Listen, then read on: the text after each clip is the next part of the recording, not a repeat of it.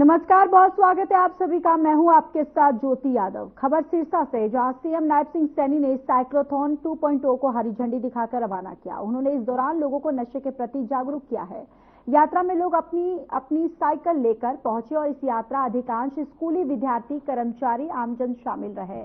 वहीं सीएम के साथ बीजेपी प्रदेश अध्यक्ष मोहन लाल बडौली, बीजेपी नेता गोविंद कांडा सहित अन्य लोग भी मौजूद रहे। इस दौरान सीएम नायब सिंह सैनी ने कहा कि इसमें स्टेट में प्रथम आने वाले विजेता को 51 लाख रुपए का इनाम सरकार देगी। द्वितीय स्थान पाने वाले को 31 लाख रुपए मिलेंगे।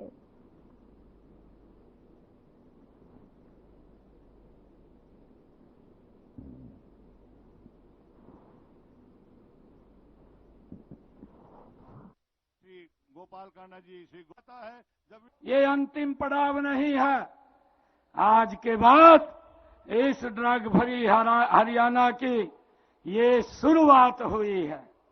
ये तो जन जागरण था।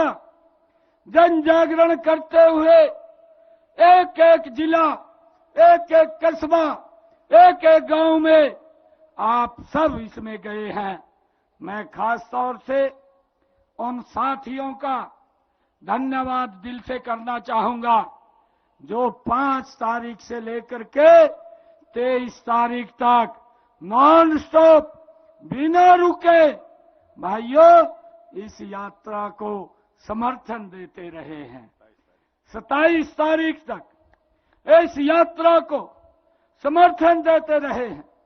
ये 23 दिन का कार्यकाल भाइयों, जो आपका एक एक ये साइकिल का पहिया घूमा है, ये पहिया ये वैसे नहीं घूमा है। इस पहिए ने भाइयों उस नशे को कमजोर किया है, ये मुझे पूर्ण विश्वास है। और हरियाणा के लोगों का, हरियाणा के युवाओं का, हरियाणा की हमारी महिलाओं का, हरियाणा के बुजुर्गों का इस यात्रा में बढ़ चढ़ करके भाग लेना, ये संकेत है कि आज इस नशे के खिलाफ हमारा ये धाकड़ हरियाणा एक दीवार बन करके खड़ा हो गया है। अब इस नशे का कोई स्थान हरियाणा में नहीं है। अब हमने इसमें और गति से काम करना है, और गति से हम काम करेंगे तो भाइयों इस नशे को आज से ये संकल्प लेकर के एक एक घर, एक एक गांव भाइयों हम ये शुरुआत अपने से करेंगे। जितने हम लोग आए हैं ये शुरुआत हम अपने से करेंगे कि हमारे घर के अंदर, हमारे घर के बाहर, हमारी गली मोहल्ले में कोई व्यक्ति ना तो इस काले कारनामे में संलिप्त हो। अगर कोई नशे के अंदर भी भाइयों उसके अंदर फंसा हुआ हो तो उसको निकालने का काम हम आगे बढ़ करके करेंगे। क्योंकि हमने हरियाणा के अंदर भाइयों इसके लिए डी डिक्शन सेंटर्स वो खोले हुए हैं। हमने सरकारी हॉस्पिटल्स में भी, मेडिकल कॉलेजों में भी अलग से नशा मुक्ति वार्ड बना रखे हैं। भाइयों मैं आप लोगों से अपील करूंगा कि ऐसे जो हमारे भाई नशे की गिरफ्त में आए हैं उनको हमने इससे बाहर करना है, उनसे दूरी नहीं बनानी है, उनके नजदीक जाना है और नशे से बाहर करना है। ये संकल्प लेकर के आज हम अपनी यात्रा को अब गति से एक एक घर, एक एक गांव के अंदर बढ़ाने का काम करेंगे। मुझे खुशी है कि जब हम इस यात्रा में आज शामिल हो रहे हैं तो इसके हरियाणा में सार्थक परिणाम आएंगे। मानस पोर्टल भी बनाया है। आदरणीय अमित शाह जी, आदरणीय मोदी जी जो नशे के खिलाफ एक गति से हम सब का मार्गदर्शन करते रहते हैं, वो वॉच भी करते हैं। मुझे खुशी है कि हमने इनकी सूचना के आदान प्रदान करके एक मानस पोर्टल बनाया है, ताकि उसके ऊपर कोई भी व्यक्ति सूचना देगा तो उसकी जानकारी वो सार्वजनिक नहीं की जाएगी और जो नशे के कारोबार में संलिप्त है उसके खिलाफ सख्त कार्रवाई करने का काम हमारी पुलिस करेगी।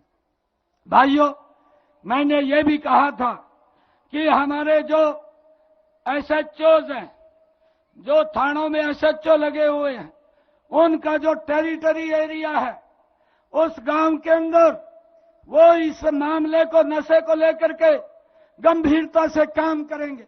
हमने उनके लिए भी कहा है कि आपके क्षेत्र में जितने गांव आते हैं, ये आपकी भी जिम्मेवारी बनती है कि अगर कोई शिकायत करे उसके ऊपर तुरंत कार्रवाई हो। और भाइयों, जब एसएचओ के टेरिटरी एरिया में ये नशा मुक्त हो जाएगा तो उसको भी सम्मानित करने का हमारा फर्ज बनता है। और भाइयों, अगर किसी के क्षेत्र के अंदर ये नशा मुक्त नहीं होता और वहां के लोग शिकायत करते रहते हैं तो उसके ऊपर भी विचार होना चाहिए। भाइयों, हम ये चाहते हैं कि हरियाणा से इस नशे को मिलकर के, सभी मिलकर के, मैंने कहा है कि इस राजनीतिक दलगत से ऊपर उठ करके हमने हरियाणा के सीएम नायब सिंह सैनी ने सिरसा जिला को करीब लगभग 61 करोड़ 33 लाख रुपए की विकास परियोजनाओं की सौगात दी है। मुख्यमंत्री ने नवनिर्मित लोक निर्माण विभाग के विश्राम गृह के साथ ही 4 अन्य विकास कार्यों का लोकार्पण किया। सीएम नायब सिंह सैनी ने सिंचाई एवं जल संसाधन विभाग के 2 प्रोजेक्ट, चौधरी देवीलाल विश्वविद्यालय का और लोक निर्माण विभाग के एक प्रोजेक्ट का लोकार्पण किया। उन्होंने कालावाली विधानसभा क्षेत्र में 994 लाख और 54,000 की लागत से गुढ़ा और डिस्ट्रीब्यूटरी का जीर्णोद्धार किया तथा डबवाली विधानसभा क्षेत्र में 609 लाख रुपए की लागत से डबवाली डिस्ट्रीब्यूटरी के नवीनीकरण कार्य का लोकार्पण किया। इसके अलावा सीएम सैनी ने 2,51.13 लाख रुपए की लागत से देवीलाल विश्वविद्यालय में बने नए शिक्षण ब्लॉक नंबर 5 का उद्घाटन किया। इसके अलावा 2,478 लाख रुपए के लागत से निर्मित आधुनिक पीडब्ल्यूडी रेस्ट हाउस भवन का भी लोकार्पण किया। इस मौके पर मुख्यमंत्री ने जन समस्याएं सुनी और अधिकारियों को जल्द से जल्द समाधान करने के निर्देश दिए।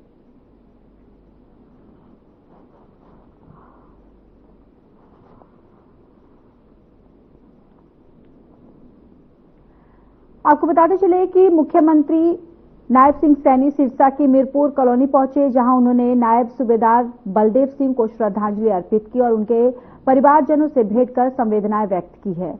और गौरतलब है कि नायब सूबेदार बलदेव सिंह का सियाचिन में ड्यूटी के दौरान निधन हो गया था। सीएम सैनी ने नायब सूबेदार बलदेव सिंह के परिवार से मुलाकात कर उन्हें ढांढस बंधाया और कहा कि राष्ट्र की रक्षा के लिए दी गई उनकी सेवाओं को सदैव याद रखा जाएगा।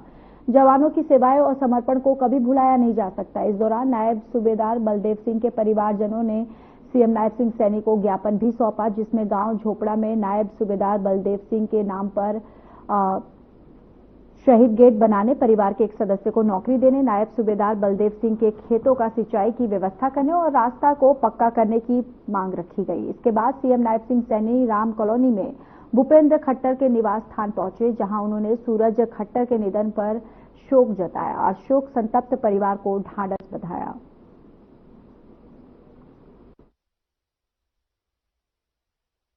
सीएम साहब पहुंचे हैं, ठीक है, हमारी दुख की घड़ी में शामिल हुए हैं जी, शुक्रिया करते हैं उनका जी, ठीक है, अच्छा लगा, दुख की घड़ी में आए हमारे साथ बैठे हैं। घर वाली छोटी जी उम्र दी बड़ा दुख हुआ। ਅੱਜ ਸੀਐਮ ਸਾਹਿਬ ਵੀ ਪਹੁੰਚੇ ਨੇ ਤੇ ਉਹਨਾਂ ਨੇ ਵੀ ਸੁਣਿਆ ਗੱਲ ਸੁਣਿਆ। ਮੈਂ ਕਿਹਾ ਤੁਹਾਡੀ ਸ਼ੋਭਾ ਬੜੀ, ਜਦੋਂ ਤੁਸੀਂ ਲੱਗੇ ਆ ਬੜੀ ਸ਼ੋਭਾ ਸੁਣੀ ਆ ਤੇ ਹੁਣ ਗੁੜੀਆ ਬਾਰੇ ਕੁਝ ਸੋਚੋ। ਜੋ ਕੁਝ ਮਾਲਕ ਨੇ ਕਰਨਾ ਹੀ ਕਰਤਾ, ਪਰ ਬੱਚੀ ਪੜ੍ਹੀ ਲਿਖੀ ਆ, ਉਹਨੂੰ ਕਿਸੇ ਟਿਕਾਣੇ ਤੇ ਲਾਉਣਾ ਹੁਣ ਤੁਹਾਡੇ ਤੇ ਹੀ ਸਾਨੂੰ ਸਾਰੀਆਂ ਆਸਾਂ ਆ, ਹੋਰ ਅਸੀਂ ਕੋਈ ਆਸ ਨਹੀਂ ਕਰ ਸਕਦੇ। ਬਾਕੀ ਸਾਡੇ 4 ਭਰਾਵਾਂ ਦੀ ਜ਼ਮੀਨ ਨੂੰ ਰਸਤਾ ਕੋਈ ਨਹੀਂਗਾ। आश्वासन दे के गए हैं पूरी फैमिली को, दीदी को, दोनों बच्चों को, प्यार दे के गए हैं और आश्वासन दे के गए हैं कि सरकार आपके साथ है, जब भी आपको जरूरत पड़े हम आपके साथ हैं। तो नरेश जी, सीएम साहब से क्या बातचीत की गई है? कुछ परिवार के लिए कहा गया? हाँ, परिवार के लिए कहा गया है। जो दीदी हैं वो भी है, बच्चा भी अभी 18 साल का हो जाएगा 5-6 साल बाद। अगर उसको जॉब मिल जाए तो उसका पूरा जीवन मतलब जॉब में चला जाएगा। और बाकी पूरा जो परिवार के लिए उनके खेत के लिए रास्ता है उसके लिए उन्होंने एप्लीकेशन दी थी, उसके लिए आश्वासन दिया कि मैं जो आपका काम है वो पूरा करूँगा। बहुत बड़ी क्षति हुई है, ये तो देखो इसकी तो कैसे पूर्ति होगी, लेकिन पूरा परिवार सदमे में है। जो भी है, दीदी भी बहुत उनके हालात बुरे हैं, लेकिन अब क्या कर सकते हैं, परमात्मा की मर्जी है ये। और हमारे जो वीर जी हैं उन्होंने देश के लिए सेवा की और देश के लिए बलिदान दिए है ये।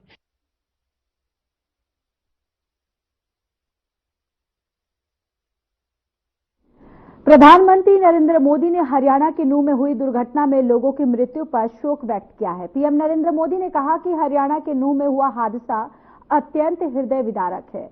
मेरी संवेदनाएं शोक संतप्त परिजनों के साथ है। ईश्वर उन्हें इस कठिन समय में संबल प्रदान करे। इसके साथ ही मैं हादसे में घायल लोगों के शीघ्र स्वस्थ होने की कामना करता हूं। राज्य सरकार राहत और बचाव के हर संभव प्रयास में जुटी है।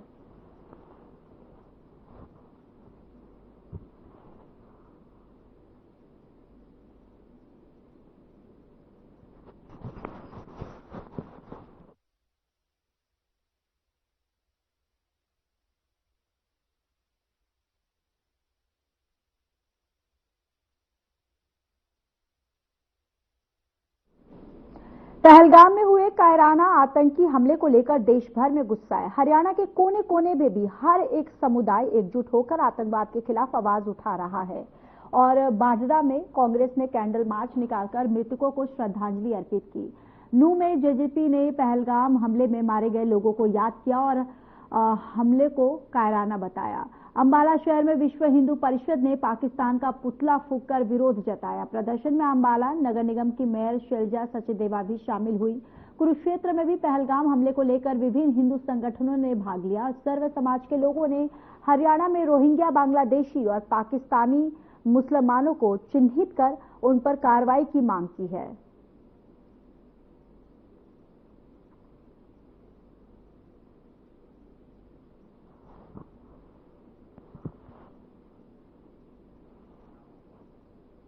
हरियाणा के ऊर्जा, परिवहन और श्रम मंत्री अनिल विज ने कहा कि अंबाला में आजादी की पहली लड़ाई के शहीद स्मारक के म्यूजियम में 40 लोगों की सीट वाली हाइड्रोलिक वर्टिकल लिफ्ट लग चुकी है, जो कि निचले फ्लोर से ऊपरी फ्लोर तक जाएगी। यह शायद हिंदुस्तान में किसी स्मारक में पहली लिफ्ट होगी।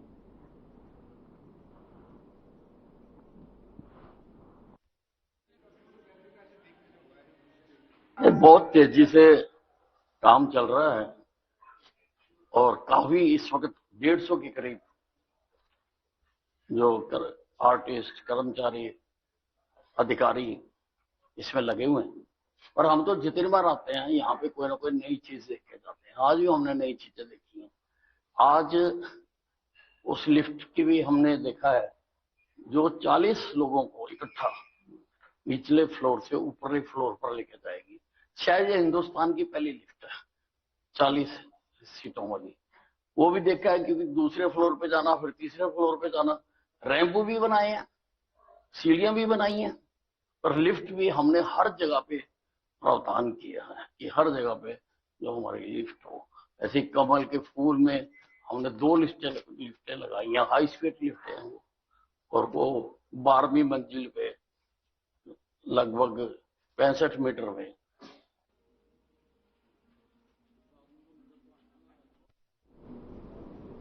हरियाणा के पूर्व डिप्टी सीएम दुष्यंत चौटाला ने नारनौंद में प्रदेश सरकार पर गंभीर आरोप लगाया है। उन्होंने कहा है कि मंडियों में गेहूं के ढेर लगे हुए हैं, किसानों को भुगतान में 10 से 15 दिन का समय लग रहा है। साथ ही चौटाला ने कहा कि किसानों को अगली फसल की तैयारी के लिए पैसों की तत्काल आवश्यकता है। सरकार की विफलता के कारण मंडियों से गेहूं का उठान नहीं हो पा रहा है। उन्होंने मांग की है कि सरकार जल्द से जल्द गेहूं का उठान करे और किसानों को भुगतान करे। तो वहीं पहलगाम में हुए आतंकी हमले पर दुख व्यक्त करते हुए दुष्यंत चौटाला ने 26 मृतकों को श्रद्धांजलि दी और केंद्र सरकार से आतंकवादियों और उनके समर्थकों के खिलाफ कड़ी कार्रवाई की मांग की है। साथ ही कानून व्यवस्थाओं को लेकर प्रदेश सरकार पर तंज कसा है।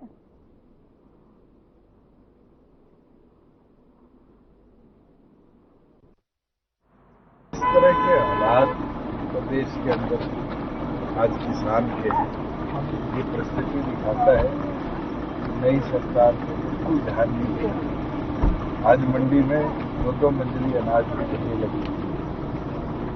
किसान की पेमेंट 10 से 15 दिन डिले में आई और जहां अगली फसल के लिए वो तैयारी कर रहा था वहां पानी की जरूरत साफ दिखाती है कि किसान को कैसे सरकार पीड़ित कर रही है।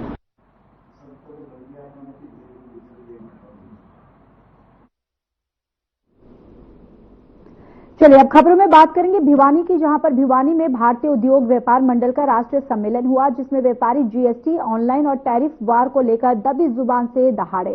व्यापारियों ने कहा कि डिजिटल जमाने में इनकम टैक्स की छापेमारी व्यापारी विरोधी साजिश है, जिसके खिलाफ 3 अगस्त को दिल्ली में बड़ा सम्मेलन किया जाएगा। इस दौरान राष्ट्रीय अध्यक्ष बाबूलाल गुप्ता ने कहा कि हमारी मांग जीएसटी में संशोधन और सरलीकरण की मांग है, तो वहीं रिवाइज रिटर्न भरने का भी प्रावधान होना चाहिए, जो हमारा हक है।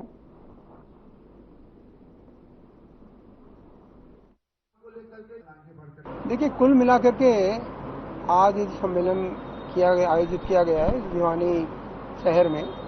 निश्चित रूप से कई सारी ऐसी समस्याएं हैं व्यापारियों की, तो वैसे तो वो पूरी राष्ट्र की समस्याएं हैं। कुल मिलाकर के आप जीएसटी की बात करें, जीएसटी में किस पहलगाम में हुए आतंकी हमले को लेकर जहां एक तरफ भारत के हर हिस्से में गुस्सा देखने को मिल रहा है, तो वहीं दूसरी तरफ आतंकियों पर कार्रवाई की लगातार जारी है। 6 आतंकियों को उनके घरों को ध्वस्त कर दिया गया है। पहलगाम हमले को लेकर जम्मू कश्मीर में लगातार हलचल तेज है और सुरक्षा बल आतंकियों की तलाश में चप्पे चप्पे तक पहुंच रहे हैं। शुक्रवार को जम्मू कश्मीर के अलग अलग जिलों से कई आतंकी और आतंकियों के सहयोगियों को हिरासत में लिया गया और घर ध्वस्त किए गए। साथ ही ये भी सामने आ रहा है कि मामले में आगे की जांच अब एनआईए करेगी।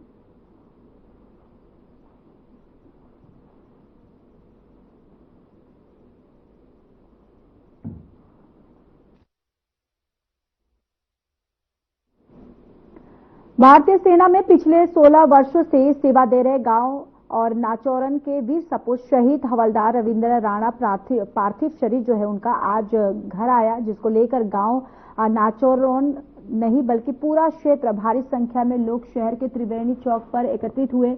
ग्रामीण सेना ने कहा है कि वाहन आगे की त्रिवेणी चौक से मोटरसाइकिल के काफिले के साथ उसे सम्मान पूर्वक उनके पैतृक गांव नाचरौन तक लेकर पहुंचे, जहां राजकीय सम्मान के साथ सेना की टुकड़ी ने शहीद को अंतिम सलामी दी।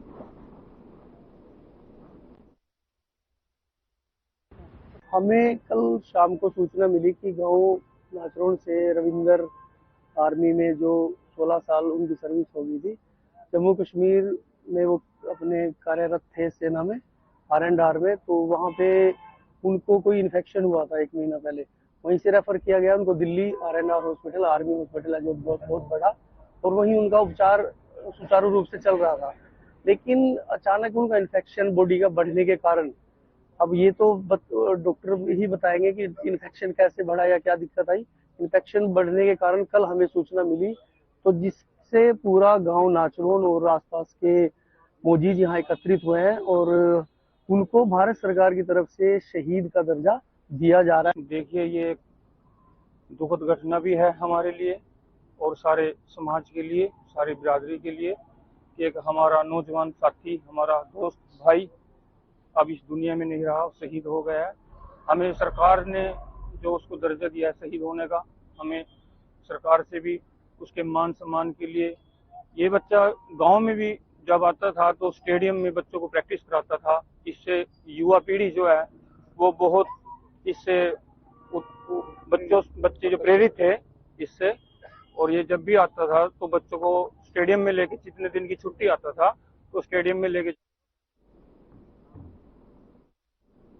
जुलाना बाजार में सड़क पर पहलगाम में हुए आतंकी हमले को लेकर और लोगों में यानी कि हर और लोगों में गुस्सा नजर आ रहा है। जहां लोग हमले में मारे गए लोगों के लिए कैंडल मार्च निकाल रहे हैं, तो वहीं कोई श्रद्धांजलि सभा कर रहा है। लेकिन जुलाना के मेन बाजार में सड़क के बीचों बीच पाकिस्तान मुर्दाबाद के नारे लिखे हुए पोस्टर भी लगाए गए हैं। लोगों ने मांग की है कि आतंकवादियों के खिलाफ सख्त कार्रवाई अमल में लाई जाए और उन्हें मौत की सजा दी जाए।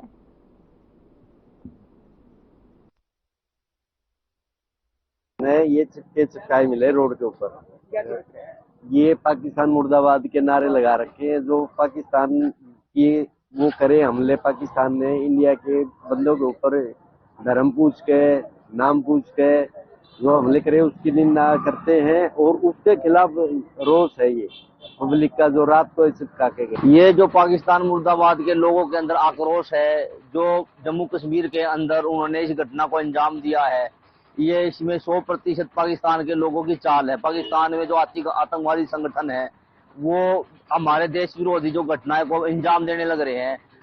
ये पाकिस्तान मुर्दाबाद के पोस्टर लगे हुए हैं सर।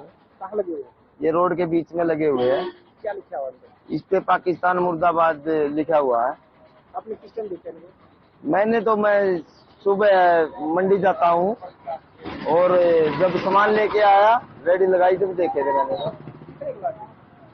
तकरीबन रोड पे सारे लग रहे जी, बस स्टैंड के पास सारे जाते वक्त लग रहे हैं।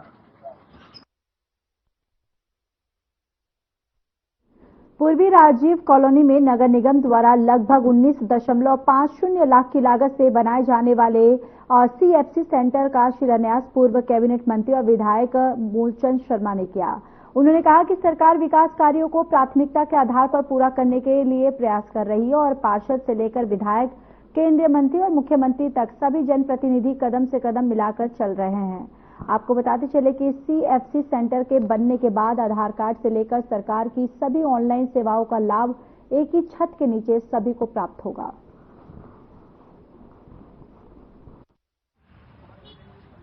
छोटे भाई को 500 बनाया, कहते एक बार तो बन जाता है, 2 बार बनना बड़ा अपना कठिन।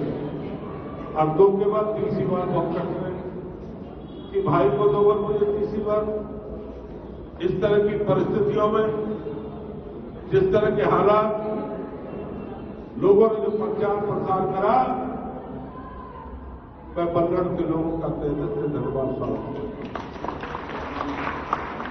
मैं प्रदेश के मुख्यमंत्री नायब सैनी जी का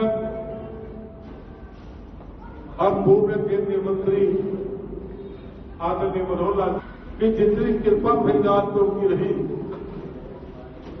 और इतनी बड़ी कृपा और बल्लभगढ़ में अपार कृपा उनकी रही, जो मांगा वो दे दिया।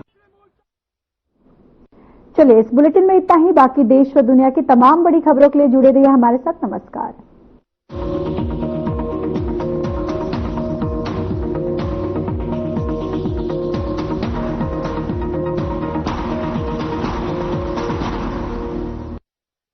क्या रंग